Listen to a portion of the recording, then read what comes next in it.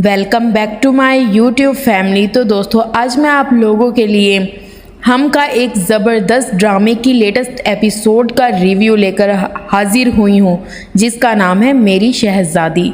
दोस्तों, हाल ही में ये ड्रामा हम टीवी ने नशर किया है। स्टोरी जानने से पहले मेरे नए दोस्तों से गुजारिश है कि जल्दी से हमारे चैनल को सब्सक्राइब करें। इसी तरह से नए आने वाले ड्रामे की लेटेस्ट एपिसोड का रिव्यू आपको बआसानी मिलता रहेगा। Thank you.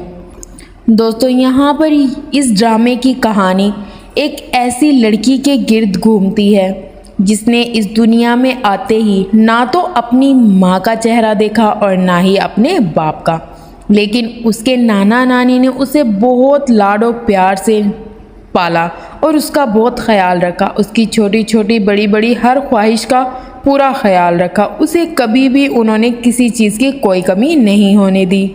ये कहानी है डियाना की।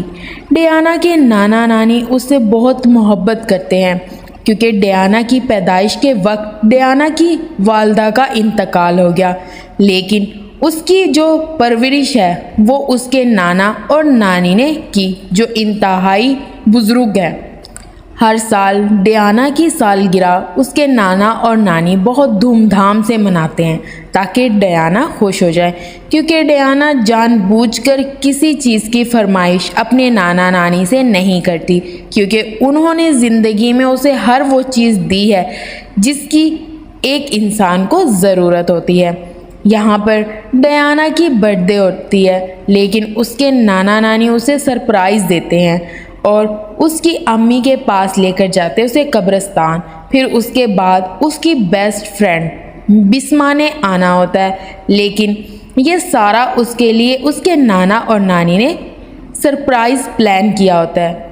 लेकिन जैसे ही डियाना जो है बिस्मा को देखती है तो खुश हो जाती है, जैसे उसकी खुशी का तो कोई मोल ही नहीं, क्योंकि उसके नाना और नानी उसकी हर ख्वाहिश को पूरा करने की कोशिश करते हैं, क्योंकि उन्हें ऐसा लगता है और ऐसा है भी कि जैसे ही उनकी माँ इस दुनिया से गई, उनकी बेटी और डियाना की अम्मी, तो उनकी किस्मत में एक और बेटी लिख दी गई जो कि डियाना है। इसलिए उन्होंने डियाना को अपनी बेटी समझकर ही बहुत नाजो नाज से पाला है। तो दूसरी तरफ डियाना के दादका का ख़ानदान, डियाना के अब्बू जो हैं सलाहुद्दीन, वो अपनी बेटी से बेहद मोहब्बत करते हैं। वो अपनी महरूमा बीवी से भी बहुत मोहब्बत करते थे, लेकिन अब चूँकि उनकी नई शादी हो चुकी है, वो अपनी ज़िंदगी में बहुत आगे बढ़ चुके हैं। डियाना को अपने वालिद की कमी महसूस होती है कभी कभी, लेकिन उसके नाना नानी उसे ये कमी महसूस होने नहीं देते।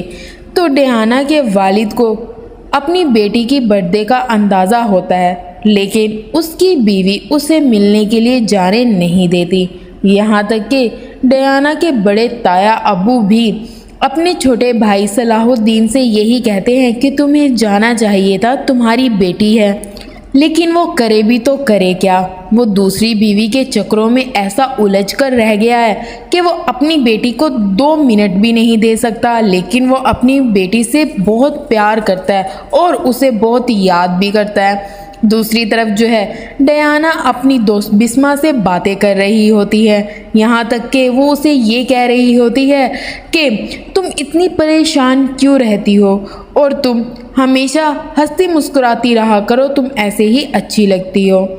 डियाना का अब्बू से कॉल कर रहा होता है, लेकिन वो अटेंड नहीं करती। दूसरी तरफ डियाना के नाना नानी भी यही बात कर रहे होते हैं कि सलाहुद्दीन ने तो एक बार भी मुड़कर नहीं देखा कि उसकी बेटी की बर्थडे है और उसकी माँ की भी सालगिरह है, लेकिन वो नहीं आए।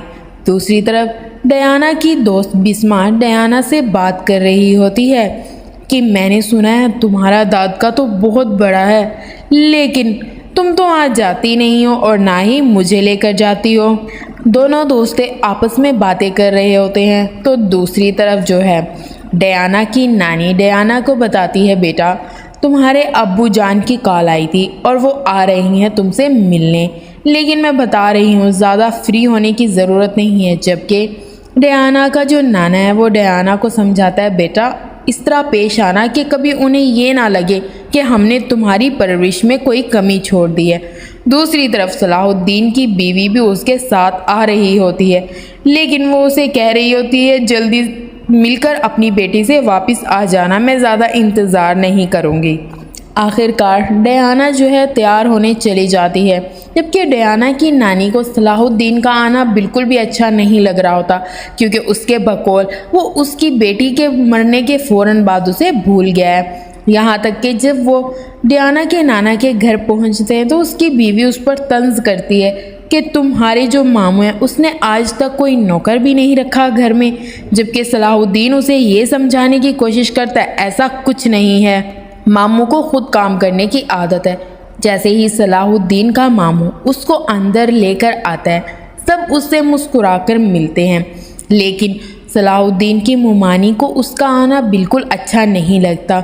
वो नहीं चाहती ये शख्स मेरे घर आए या मेरी बेटी की बेटी से मिले, लेकिन यहाँ पर सलाहुद्दीन यही बात करता है कि डयाना को बुला दे, मुझे उससे मिलना है, क्योंकि उसके बाद मुझे किसी काम भी जाना है। जैसे ही डयाना आती है अपने अब्बू से बात करती है, उससे मिलती है, तो यहाँ पर उसका अब्बू बिस्मा के बारे में पूछता है तो उसकी नानी उसे बताती है कि ये जो है डयाना की दोस्त है और कल ही लाहौर से आई है।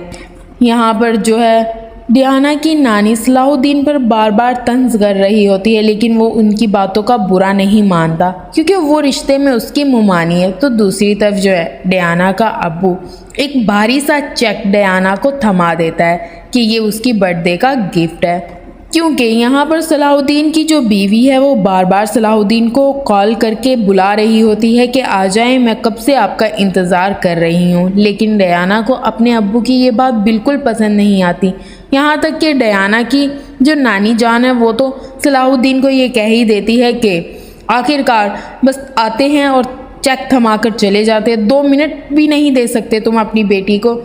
जो कि सलाहुद्दीन कहता है मैं दोबारा आऊँगा चक्कर लगाने, लेकिन यहाँ पर डयाना का नाना सलाहुद्दीन को गेट तक छोड़ने जाता है। तो दूसरी तरफ डयाना की जो दोस्त है बिस्मा, वो डयाना को कह रही होती है कि तुम्हारा दाँत का बहुत बड़ा है, मैं तो सुनकर और हैरान हो गई हूँ, और मुझे तो ये समझ नहीं आ रहा कि तुम वहाँ क्यों नहीं जाती, कितना बड़ा उनका महल होगा ना, काश मेरा दाँत का भी ऐसा ही होता और मैं भी तुम्हारी तरह खूब अमीर होती।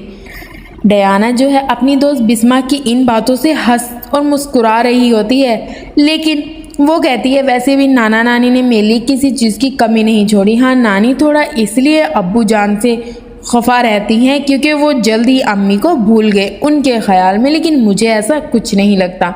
दूसरी तरफ उसकी दोस्त कह रही होती है कि मुझे खुशी इस बात की हो रही है कि हम लोग तुम्हारे दादका की तरफ जाएंगे, मैं तो उनका महल देखूंगी कि कितना बड़ा है, और वहाँ पे हमें शायद कोई ना कोई शहज़ादा मिल जाए, तुम्हें तुम्हारा शहज़ादा, मुझे मेरा शहज़ादा। जबकि डयाना बिस्मा को कहती है मुझे अभी फ़िलहाल किसी शहज़ादे की ज़रूरत नहीं है, तुम जल्दी करो। दोनों दोस्तें तैयार हो रही होती हैं कि डयाना का नाना बार बार इन्हें आवाज़ें दे रहा होता है कि बिस्मा बेटा और डयाना जल्दी नीचे आ जाओ, कब तक आओगी, देर हो जाएगी, वहाँ पर फंक्शन स्टार्ट भी हो गया होगा। जैसे ही डयाना और बिस्मा नीचे आती हैं, डयाना की नानी उस पर फूंक फूंक कर कुछ ना कुछ पढ़कर फूंक रही होती है कि नज़र ना लगे। आखिरकार उनका नाना उन दोनों को ले जाता है। यहाँ पर जो है सलाहुद्दीन का घर जो है बहुत सजा होता है। डयाना और उसकी दोस्त बिस्मा वहाँ पहुँच ही जाती हैं। जैसे ही सलाहुद्दीन अपनी बेटी को देखता है उसकी तरफ लपकता है, उसे अपने गले से लगाकर सबसे मिलवाता है कि ये मेरी बेटी है। डयाना का ताया डयाना को देखकर खुश हो जाता है। यहाँ पर जो है डयाना का ताया का बेटा है वो भी आ जाता है, वो भी सबसे मुलाकात करता है। डयाना जो है अपने दादका के घर में चली जाती है, जबकि उसकी ताई आकर उसे गुस्सा होती है कि तुम यहाँ अंदर क्या करने आई हो, तुम्हें अगर किसी चीज़ की ज़रूरत है तो तुम नौकर को कह सकते हो, तुम्हें हर चीज़ बाहर मिल जाएगी। डयाना को अपनी ताई की ये बात बिल्कुल पसंद नहीं आती। यहाँ तक कि डयाना से एक गुलदान गिरकर टूट जाता है, जिस पर उसकी ताई उसकी बहुत इंसल्ट करती है। यहाँ तक कि डयाना का कज़न आकर अपनी अम्मी को समझाता है कि अम्मी मेहमान हैं, अगर उनसे कुछ हो गया है तो इसमें कोई बड़ी बात नहीं है, सब कुछ ठीक हो जाएगा।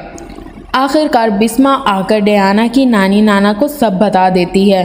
डियाना की नानी जो है सलाउद्दीन के बड़े भाई को कॉल कर कर उसे सारी हकीकत बताती है, लेकिन डियाना की नानी उसको कह देती है अब मैं अपनी बेटी को नहीं भेजूंगी। दोस्तों उम्मीद करती हूँ ये एपिसोड आपको अच्छी लगी होगी। नेक्स्ट एपिसोड के लिए हमें सब्सक्राइब करना मत भूलना। अपना ख्याल रखना।